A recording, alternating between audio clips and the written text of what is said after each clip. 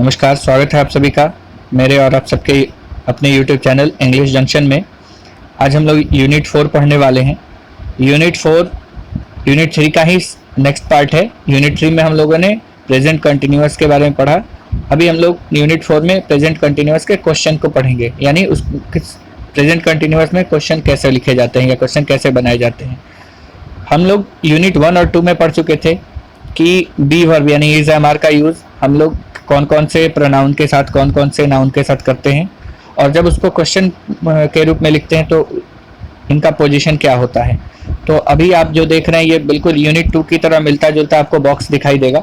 I am, he, she, it, is और we, you, they, are, doing, working, going, staying.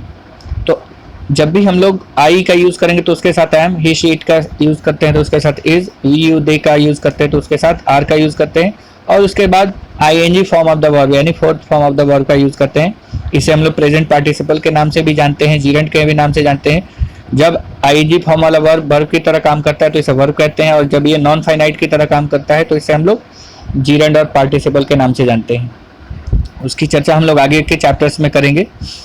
जब भी हमें question बनाना होगा तो हम लोग इज एम आर को उसके सब्जेक्ट के ठीक पहले लिख देंगे, यानी जब पॉजिटिव सेंटेंस होगा तो सब्जेक्ट के बाद इनका यूज़ होगा, और जब इंटरोगेटिव होगा तो इसका यूज़ सब्जेक्ट के पहले होगा। नेगेटिव बनाते हैं तो हम लोग इज एम आर के तुरंत बाद नॉट का यूज़ करते हैं। तो आगे हम लोग बढ़ेंगे। अभी आप देखिए आपके सामने एक फिगर है, एक व्यक्ति टेबल के नीचे बैठा हुआ है और एक महिला उससे पूछ रही है व्हाट आर यू डूइंग, यानी तुम क्या कर रहे हो।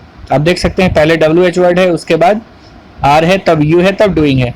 यानी कि जब भी हमें क्वेश्चन बनाना होगा तो हम लोग सब्जेक्ट के पहले इज एम आर लिखते हैं, और यदि क्वेश्चन WH वाला हो तो WH को सबसे पहले लिखते हैं। नीचे कुछ एग्जांपल्स दिए गए हैं आप लोगों के लिए। आर यू फीलिंग ओके, क्या तुम अच्छा महसूस कर रहे हो।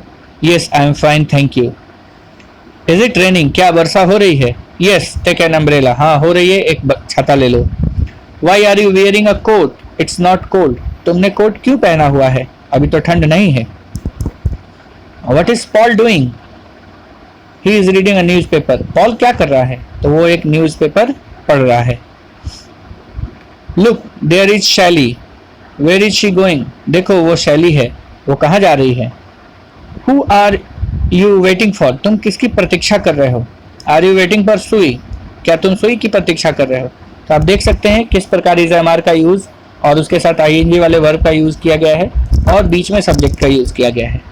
चलिए आगे बढ़ते हैं सेक्शन बी की तरफ। स्टडी द वर्ड ऑर्डर, यानी कि जब भी हम लोग प्रेजेंट कंटिन्यूअस का क्वेश्चन बनाएंगे तो हमारे शब्दों का क्रम कैसा होगा। तो पहले इज एम आर, उसके बाद सब्जेक्ट, और तब आईएनजी वाले वर्ब का यूज़ करते हैं, और यदि WH वर्ड होगा तो उसको सबसे पहले। एग्जाम्पल्स के साथ आप देख सकते हैं। Is he working today, is Paul working today, bracket में दिया गया not is working Paul today, यानी आप कंप्लीट वर्ब को सब्जेक्ट के पहले नहीं लिखेंगे, केवल इज एम आर को पहले लिखेंगे और उसके बाद सब्जेक्ट, और तब आईएनजी वाले वर्ब को लिखेंगे। Where are they going, where are those people going, अब इसमें भी ब्रैकेट में लिखा हुआ है where are going those people का नहीं लिखेंगे, ये स्ट्रक्चर गलत है। यानी जब भी हमें WH वर्ड या नॉर्मल क्वेश्चन बनाना होगा तो हम लोग इज एम आर को पहले लिखेंगे, WH होगा तो पहले WH फिर इज एम आर, तब हम सब्जेक्ट को लिखेंगे और उसके बाद आईएनजी वाले वर्ब को लिखेंगे। चलिए आगे बढ़ते हैं सी सेक्शन की तरफ। शॉर्ट आंसर्स, जब भी आपको इस तरीके के क्वेश्चंस मिले जिसमें आपको बी वर्ब से पूछा गया हो क्वेश्चन, तो आप शॉर्ट आंसर कैसे दे सकते हैं। देखिए जैसे मान लीजिए मैंने कहा आर यू स्लीपिंग, अगर आप सो रहे होंगे तो क्या बोलेंगे, येस आई एम, और अगर आप नहीं सो रहे होंगे तो बोलेंगे no I am not. Is he sleeping, अगर वो सो रहा होगा तो क्या बोलेंगे, येस ही इज, और नहीं सो रहा होगा तो नो ही इजंट। उसी तरीके से मैं कहूँगा एम आई टीचिंग यू, क्या मैं तुम्हें पढ़ा रहा हूँ, तो आप क्या कहेंगे, येस यू आर, और नहीं पढ़ा रहा हूँ तो नो यू आर नॉट या नो यू आरंट। इससे कहते हैं शॉर्ट आंसर। ऑलरेडी हम लोग पीछे के वीडियोस में भी देख चुके हैं कि शॉर्ट आंसर्स कैसे दिए जाते हैं। चलिए आगे, आपके पास कुछ एग्जांपल्स भी हैं। आर यू गोइंग नाउ, क्या तुम अभी जा रहे हो, तो अगर तुम जा रहे होगे तो बोलोगे yes I M. Is Paul working today, yes he is, यदि पॉल काम कर रहा हो तो बोलेंगे हाँ वो काम कर रहा है। इज इट रेनिंग, क्या वर्षा हो रही है, अगर नहीं हो रही होगी तो क्या बोलेंगे, no it isn't. Are your friends staying at a hotel, क्या तुम्हारे फ्रेंड्स होटल पे रुके हुए हैं, ठहरे हुए हैं? No they aren't, they are staying with me. No, नहीं, वो लोग मेरे साथ ठहरे हुए हैं, यानी वो होटल में नहीं ठहरे हुए हैं, वो लोग मेरे साथ ठहरे हुए हैं। तो आप इस प्रकार शॉर्ट आंसर्स दे सकते हैं। Yes I am, no I am not, yes he is, she is, it is, no he isn't, she isn't, it isn't, yes we are, yes you are, yes they are, no we aren't, no you aren't, no they aren't। तो इस प्रकार आप short answers दे सकते हैं।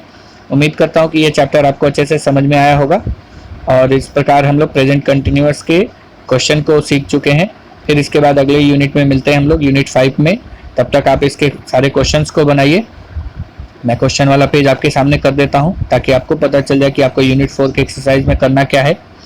आप देख सकते हैं आपके पास कुछ फिगर्स हैं। Look at the pictures and right the questions. पहले एग्जांपल में ऑलरेडी दिया हुआ था कि आपके पास यू वॉच इट, 3 अलग अलग वर्ड्स हैं, आपको क्वेश्चन बनाना है। इसमें कोई WH वर्ड नहीं मिला इसलिए WH वर्ड यूज नहीं करेंगे।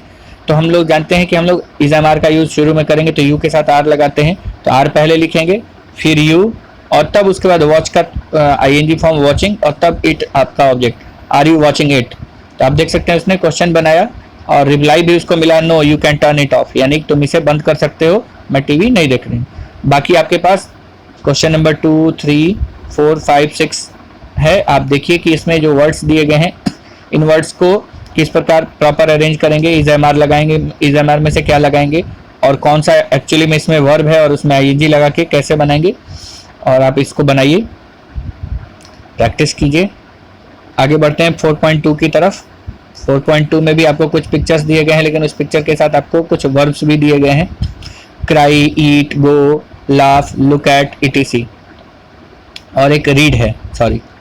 और आप इसमें WH वर्ड्स के क्वेश्चन, इसके पहले आपने जो बनाया उसमें WH वर्ड्स नहीं थे, इसमें WH वर्ड हैं। तो व्हाट, आप देख रहे हैं कि वो पूछ रहा है उससे, क्योंकि उसके हाथ में एक किताब है तो निश्चित है वो पढ़ रही है, तो पूछा व्हाट आर यू रीडिंग। उसी तरीके से 2nd, 3rd, 4th, 5th, 6th में आपको दिए गए बाकी वर्ब्स का यूज करके सेंटेंस बनाना है। देखना है कि कौन से वर्ब में क्या काम कर रहे हैं लोग और कौन सा वर्ब सूट कर रहा है उसके लिए, और तब आप इसको बनाएंगे। आगे बढ़ते हैं 4.3 की तरफ। 4.3 जो है इसमें write questions from these words, use is और are and put the word in order. आपको जो 8 क्वेश्चंस दिए गए हैं जिसमें अलग अलग वर्ड्स को सेपरेट कर करके लिखा गया है, और उसको आपको अरेंज करके एक प्रॉपर क्वेश्चन तैयार करना है और देखना है कि किसमें इज, किसमें एम और किसमें आर लगेगा। WH वर्ड होगा तो WH वर्ड यूज करेंगे, नहीं होगा तो नहीं करेंगे। जैसे वर्किंग पॉल टुडे, तो पॉल इसमें नाम है तो आप पॉल के लिए इज लगाएंगे, पहले इज पॉल, उसके बाद वर्क का 4th फॉर्म वर्किंग दिया हुआ है तो उसके बाद लिखेंगे, और टुडे लास्ट में लिखेंगे, तो इज पॉल वर्किंग टुडे। और दूसरा एग्जाम्पल भी दिया गया, व्हाट डूइंग द चिल्ड्रेन, तो चिल्ड्रेन हमारा सब्जेक्ट है तो लिखेंगे पहले व्हाट, क्योंकि WH वर्ड शुरू में होता है, उसके बाद चिल्ड्रेन प्लुरल है इसलिए आर लगाएंगे, what are the children doing. तो बाकी क्वेश्चंस को भी आपको ऐसे ही बनाना है, you listen to me, where going your friends, your parents, television watching, what cooking and, why you looking at me, coming the bus. तो इस प्रकार आपको क्वेश्चन तैयार करने हैं।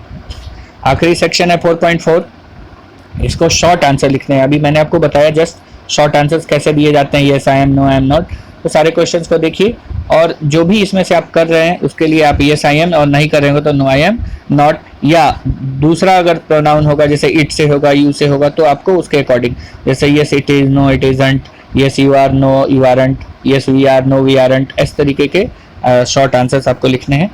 तो उम्मीद करता हूँ कि आप सारे क्वेश्चंस अच्छे से बना पाएंगे। जो डाउट्स होंगे वो अगले वीडियो में जब मैं इसके आंसर दूंगा तो आपके डाउट्स क्लियर हो जाएंगे।